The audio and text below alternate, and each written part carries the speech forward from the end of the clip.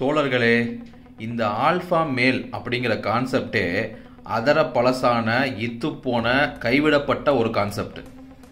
ஆரம்ப கட்ட வனவிலங்கு ஆராய்ச்சியாளர்கள் இந்த ஓநாய்களை வச்சு ஆராய்ச்சி பண்ணும்போது கண்டுபிடிக்கப்பட்ட ஒரு டேர்ம் தான் இந்த ஆல்ஃபா மேல். ஆரம்ப கட்ட ஆராய்ச்சிகளில் என்ன பண்ணுறாங்கன்னா, இந்த ஆண் ஓநாய்களெல்லாம் பிடிச்சிட்டு வந்து ஒரு கட்டுப்படுத்தப்பட்ட கேஜில் அடைச்சி வைக்கும்போது அதுங்களுக்குள்ள சண்டை போட்டுக்கிட்டு ஒரு ஆண் ஓநாய் அந்த கூட்டத்துக்கு தலைவராக மாறுது. இதை பார்த்துட்டு தான் ஆல்ஃபா மேல் அப்படிங்கிற கான்செப்டே உருவாகுது. ஆனால் பிற்காலத்தில் சயின்ஸ் அட்வான்ஸ் ஆகும்போது ஓநாய்கள் மீது நடத்தப்பட்ட ஆராய்ச்சிகளில் இந்த ஆல்ஃபா மேலுங்கிற கான்செப்டை கைவிட்டுறாங்க. ஏன்னா அந்த கட்டுப்படுத்தப்பட்ட கேஜுக்குள்ள ஆண் ஓநாய்களெல்லாம் வச்சு சண்டையிட வைக்கும்போது தான் ஒரு லீடர் உருவாகிறான். ஆனால் அதே ஓநாய்களை இயல்பாக அதோட போக்கில் காட்டில் வாழ விடும்போது அதே ஆண் ஓநாய்கள் அதோட குடும்ப அமைப்புகளில் சகஜமான ஒரு வாழ்க்கையை தான் வாழுது. அப்போ என்ன நிறுவப்படுதுன்னா, இந்த ஆல்ஃபா மேல் அப்படிங்கிற கான்செப்ட் மேல் வெர்சஸ் ஃபீமேலுக்குள்ள நடக்கிற சண்டை இல்லை. ஓநாய்கள் தன்னோட இயல்பில் வாழும்போது அது சார்ந்த குடும்ப அமைப்பில் இயல்பாக தான் வாழுதுங்கிறது தான் நிறுவப்பட்ட உண்மை.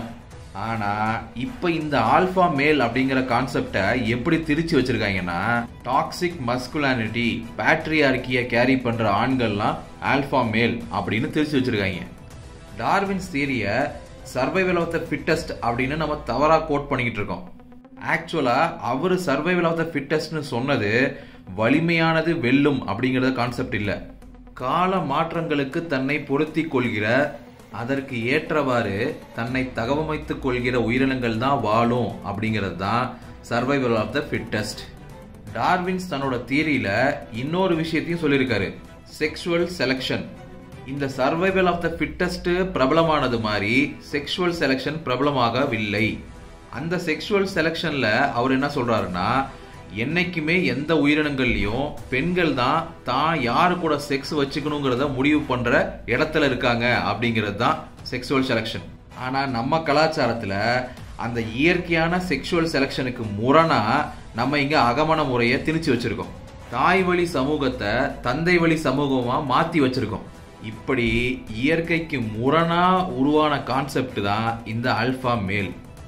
இந்த சோஷியல் மீடியாவில் இந்த ஆல்ஃபா மேல்னு இவங்க பண்ணுற இன்ஃப்ளூயன்ஸை நம்பி இன்னைக்கு இருக்கிற யங்ஸ்டர்ஸு டாக்ஸிக் மஸ்குலானிட்டியோட வளர்றது ரொம்ப ஆபத்தானது. அது அவங்களுக்கு தான் ரொம்ப ஆபத்தானது.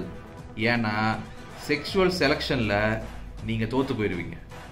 To win over the sexual selection, be a rational and progressive male.